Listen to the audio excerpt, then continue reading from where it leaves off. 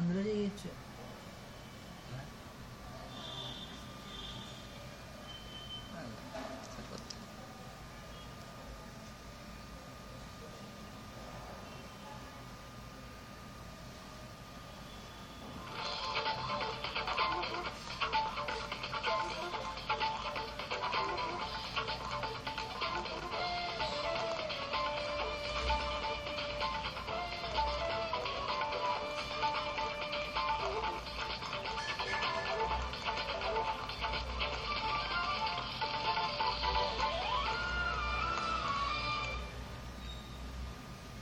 వార్తలకు స్వాగతం. నేను తులసి ప్రసాద్. ముందుగా ముఖ్యాంశాలు.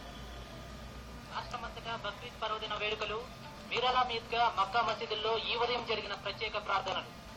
రేపు ముఖ్యమంత్రితో ఏపీ ఎన్జీఓల కీలక చర్చలు. వచ్చే ఏడాది ఎన్నికలయ్యే వరకు తెలంగాణ ఏర్పడదన్న బొత్స. విద్యుత్ వినియోగదారుల మీటర్లను ప్రైవేటుగా తనిఖీ చేయించుకునేందుకు అవకాశం. దీపావళి సందర్భంగా 12 ప్రత్యేక. అతి పిన్న వయసులో బుకర్ బహుమతి గెలుచుకున్న న్యూజిలాండ్ రచయిత్రి ఇలియనోర్ కాటన్. ఇక వివరాల్లోకి వెళ్తే, దేశవ్యాప్తంగా ముస్లింలు ఈ రోజు బక్రీద్ పర్వదినం జరుపుకుంటున్నారు. ఈ సందర్భంగా రాష్ట్రపతి ప్రణబ్ ముఖర్జీ, ఉపరాష్ట్రపతి హమీద్ అన్సారీ, ప్రధానమంత్రి మన్మోహన్ సింగ్లు దేశ ప్రజలకు శుభాకాంక్షలు తెలిపారు. బక్రీద్ నిస్వార్థ త్యాగాన్ని, క్షమాగుణాన్ని తెలియజేసే పర్వదినమని కొనియాడారు. ఈ రోజు ఉదయం 9:30 హైదరాబాద్లోని మీరాలం ఈద్గాలో సామూహిక ఈద్ నమాజ్ను నిర్వహించారు. మక్కా మసీద్ ఇమాం రిజ్వా నమాజ్ను చదివారు. ప్రసిద్ధి చెందిన మాదనపేట ఈద్గాలో ఉదయం 9 గంటలకు నమాజ్ జరిగింది. రాష్ట్ర గవర్నర్ నరసింహన్, ముఖ్యమంత్రి కిరణ్ కుమార్ రెడ్డి ముస్లిం సోదరులకు శుభాకాంక్షలు తెలిపారు. ఇస్లామిక్ క్యాలెండర్లో 10వ నెల 10వ రోజున బక్రీద్ పర్వదినాన్ని పాటిస్తారు. ఇబ్రహీం కుమారుడు ఇస్మాయిల్ తన ప్రాణాలను భగవంతుడికి బలి ఇవ్వడానికి సిద్ధపడిన సందర్భంలో దేవుడు ఒక మేకను పంపించి ఇస్మాయిల్ ప్రాణాలను కాపాడిన పవిత్ర ఘట్టాన్ని గుర్తు చేసుకుంటూ ముస్లింలు ఈదుల్ జుహా పేరుతో ప్రతి ఏటా బక్రీద్ పర్వదినాన్ని జరుపుకుంటారు. బక్రీద్ పర్వదినం సందర్భంగా బలి ఇచ్చేందుకు పెద్ద సంఖ్యలో మేకలను సిద్ధం చేస్తారు. ఈసారి బక్రీద్ బలి కోసం హైదరాబాద్, సికింద్రాబాద్ జంట నగరాల్లో 5 లక్షలకు పైగా పొట్టేళ్లు, మేకపోతుల అమ్మకం జరుగుతుంది. గత ఏడాదితో పోల్చుకుంటే వీటి ధర 1000 రూపాయలు పెరిగిందని వ్యాపారులు తెలిపారు. పవిత్ర బక్రీద్ పర్వదినం కోసం భారీ ఏర్పాటు చేసినట్టు మా ప్రతినిధి సుశాంత్ అలీ తెలిపారు.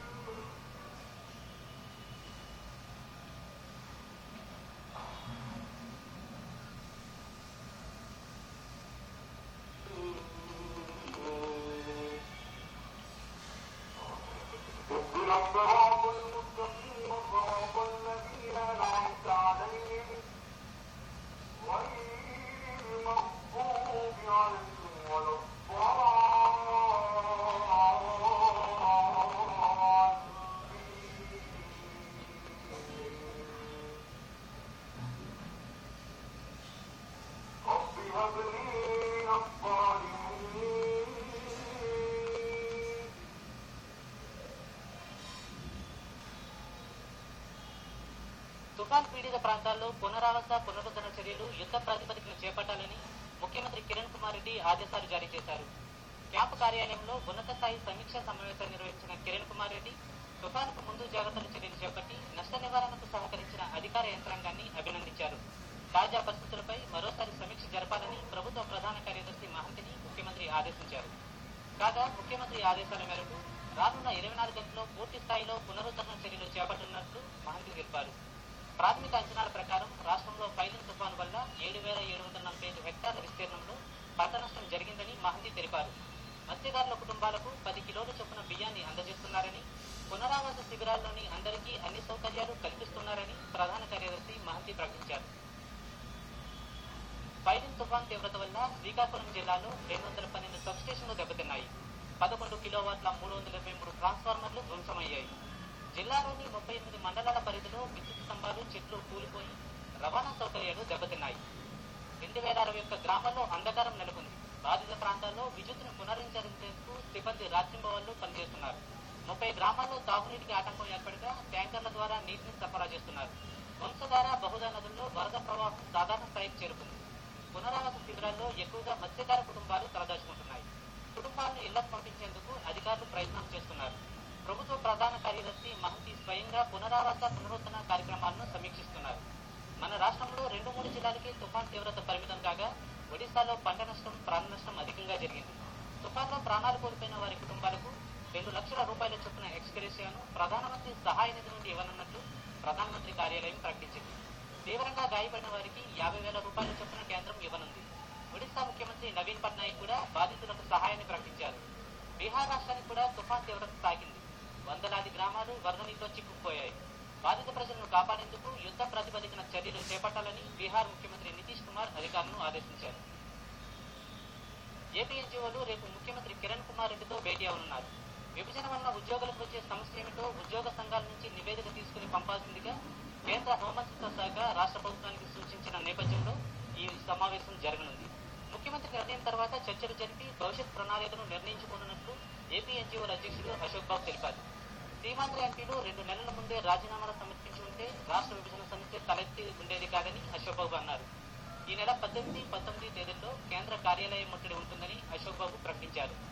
ఉత్తర కోస్తాలో శ్రీకాకుళం జిల్లాలో విధులు నిర్వహిస్తున్న ఉద్యోగులు మినహా మిగతా కోస్తా జిల్లాలోని ఉద్యోగులంతా విధులను నిర్వహించి తిరిగి ఆందోళనలో పాల్గొంటున్నారని రెవెన్యూ ఉద్యోగుల సంఘం అధ్యక్షుడు వెంకటేశ్వర్లు తెలిపారు. గ్రామీణ మంచినీటి సరఫరా, పంచాయతీరాజ్ ఎక్సైజ్ ఉద్యోగులు కూడా సమ్మెబాటులో ఉన్నారు. రాష్ట్రాన్ని సమైక్యంగా ఉంచాలని కోరుతూ ఈ నెల 18 నుంచి వివిధ ప్రాంతాల్లో బహిరంగ సభలు జరగనున్నాయి. 18న నాగార్జున సాగర్లో, 22న కాకినాడలో, 27న గుడివాడలో బహిరంగ సభలను సమైకేంద్ర కార్యాచరణ సమితి నిర్వహిస్తుంది. రాష్ట్ర అటవీ శాఖ మంత్రి సత్పుచర్ల విజయరామరాజుకు సమైకేంద్రవాదులు సగతగిలింది. శ్రీకాకుళం జిల్లా కొత్తూరు గ్రామం వద్ద మంత్రి కారుపై కొందరు సమైకేంద్రవాదులు అడ్డుకున్నారు. మంత్రి కారు దిగి తాను కూడా సమైక్యవాదిని వివరించడానికి ప్రయత్నించారు. కేంద్ర మంత్రి పల్లం రాజును కూడా సమైక్యవాదులు అడ్డుకున్నారు. సామర్లకోట వద్ద పల్లం రాజును సమైక్యాంధ్రవాదులు చుట్టుముట్టారు. దాదాపు 150 మందికి పైగా సమైక్యవాదులు మంత్రి గారిని అడ్డుకుని నినాదాలు చేశారు.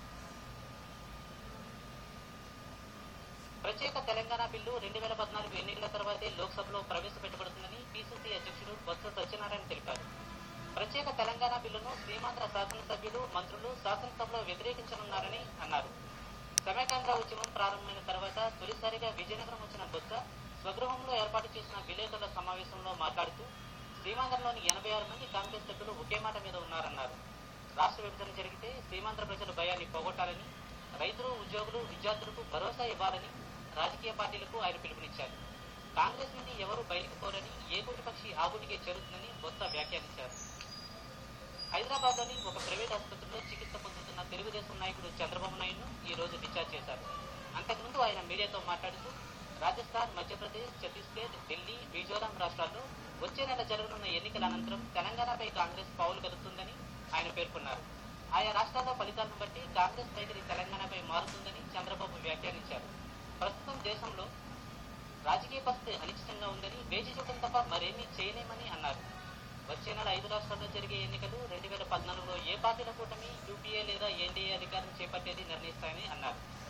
బీజేపీతో తెలుగుదేశం పార్టీ ఎన్నికల పొత్తు కుదుర్చుకుంటుందా అని అడిగిన ప్రశ్నకు చంద్రబాబు సమాధానం దాటివేశారు.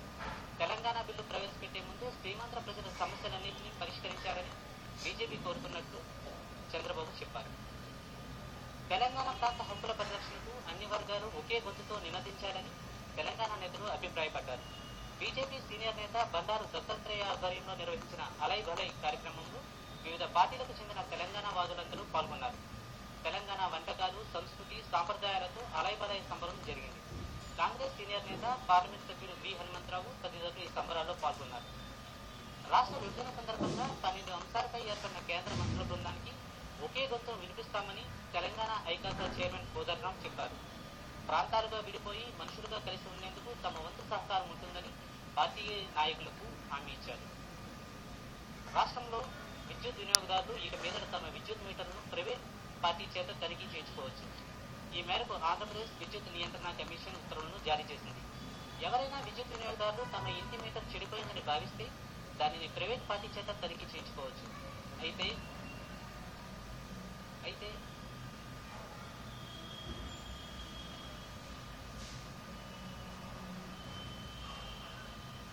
అయితే ఆ ప్రైవేట్ పార్టీకి గుర్తింపు పత్రం ఉండాలి. గుర్తింపు పత్రాలు ఉన్న ప్రైవేట్ పార్టీల జాబితా సంబంధిత డెస్కుల వద్ద లభిస్తుంది. ప్రైవేట్ పార్టీ నిర్ణయానికి విద్యుత్ వినియోగదారులు సంబంధిత డెస్క్